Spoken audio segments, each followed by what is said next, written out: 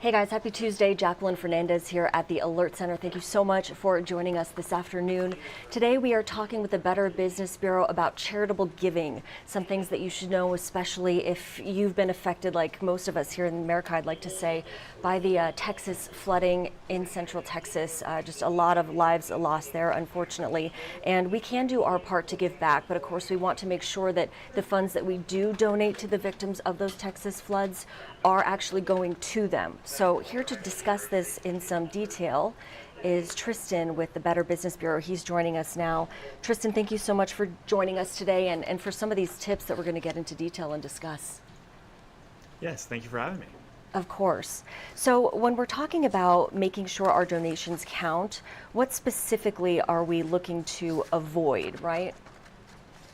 Yeah, so similar to everything we do, we want to do our research. We want to make sure that we are looking into different charities. We're not just looking at the first one or we see a link on social media and just think, this is the one I want to go with. Do your research, look up different things. You can go to give.org, which we have here at the BBB, and it just shows a list of reputable charities that have all their licenses, and we know that they've been vetted and they have all the right things to make sure that your donations go to the right place, especially with all those victims in Texas and families that are in need. We want to make sure that when we are donating money, it's going to them. That's wonderful. And Tristan, I'm going to head over to give.org right now just so people understand and can see a visual for what that website looks like. So it's literally give.org, and these are the charities you can trust, backed by the Better Business Bureau. And if you scroll down here, take a little while to get there, but they do have this featured news right here. So how to help victims of Texas flooding. So these are some tips specifically if you would like to give back to the victims of that Central Texas flooding. Here are the tips that they are recommending. And these are things that not only, Tristan, work for this specific donation, but also if you're looking to perhaps donate to another charity of your choice. Perhaps here locally you'd like to give back to a certain charity. Give.org is still a great place to go for that as well. Yes, absolutely. It's so nice because there are charities from all over the country, and there are the bigger charities, the Red Cross and other ones that will donate all over. And just a few tips going into donating, especially if you are donating to the Texas floods, is although goods are great, money is a lot better for them. When you donate cash, it makes it easier for them to decipher where that's going to go. You don't have logistical problems, so it's a lot easier. And when you are looking for a charity, make sure they identify where your donations are going. If there's a link on social media or you get a text and it doesn't really verify how this money is going to be spent, it's a little fraudulent. You want to make sure that you know whether it's going to food or water or medical supplies or shelter. So doing your research there before making a decision and just making sure you're sending your money to the right avenues makes it so much easier. It makes us know that we're doing a good deed, knowing where it's going. Yes, definitely, exactly. And you can rest easy that way versus going, oh gosh, I sent $100 over there. I wonder where it is. I wonder who's using this, if they're using it at all. So to kind of have that authentication, I think, is a good thing for people to be aware of. Now, one thing that you sent over in your notes that I just kind of wanted to get a little bit more information about this afternoon. Tell us, why should we know if the charity is addressing immediate or long-term needs? Can you kind of just break that down for us, Tristan? Yeah, absolutely. So when it comes to long-term care, that more goes into rebuilding.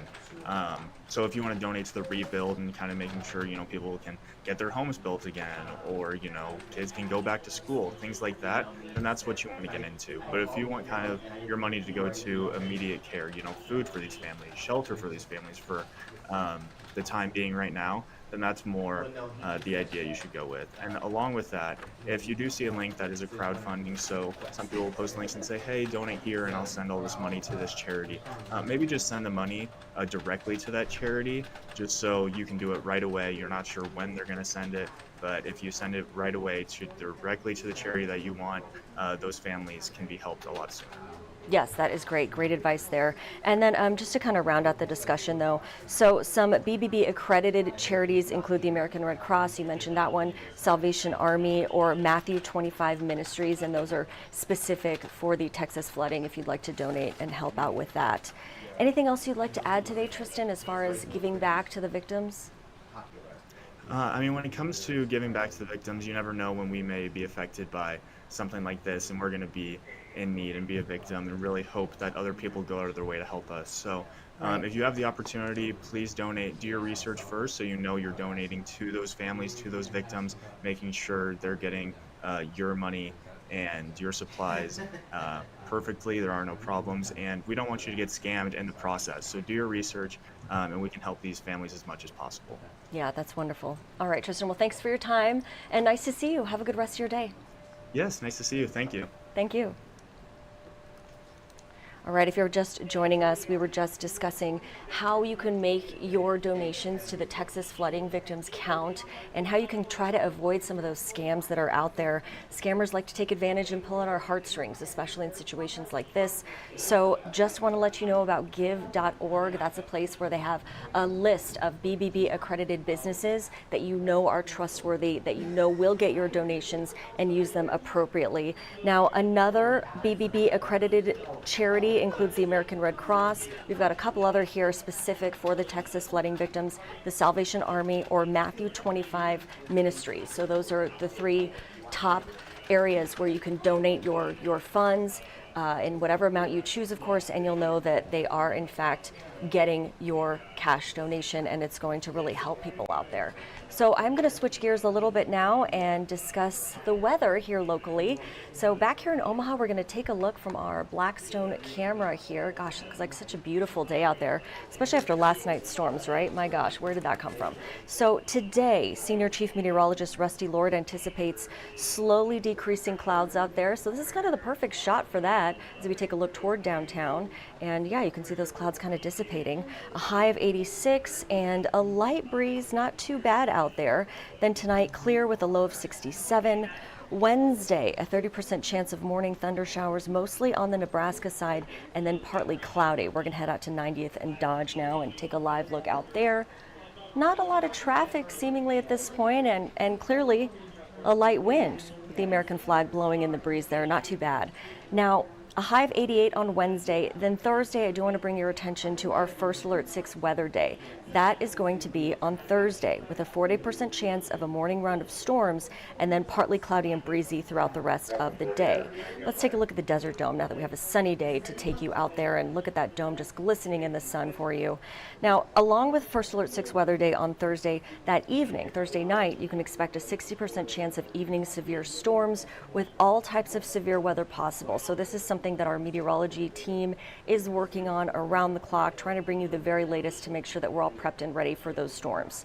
The high Thursday is going to be around 88 degrees, and we'll see gusts of up to 30 miles per hour. And that is the very latest for you as of right now from Rusty's forecast that he handed over to us this morning. But of course, for all the latest on the weather and the news and what's happening in our area, I do encourage you to head to our website. That's firstalert6.com. So here we are. We do have our top stories here that our digital department is working on. Whoop, whoop, got to give a shout out to them. You'll notice these banners at the top of our screens, at the top of the screen, excuse me. Here's that alert for that First Alert 6 weather day. If you want to, you can click on this banner.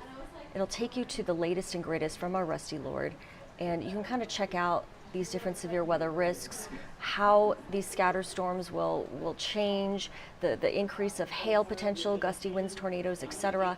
And I'll leave this for you to do as a web extra as well. In the interim, just want to say thank you so much for joining us at the Alert Center this afternoon. Be sure to stay tuned for our broadcast at 3 p.m. with our own Dave Zavolinsky. We'll see you then.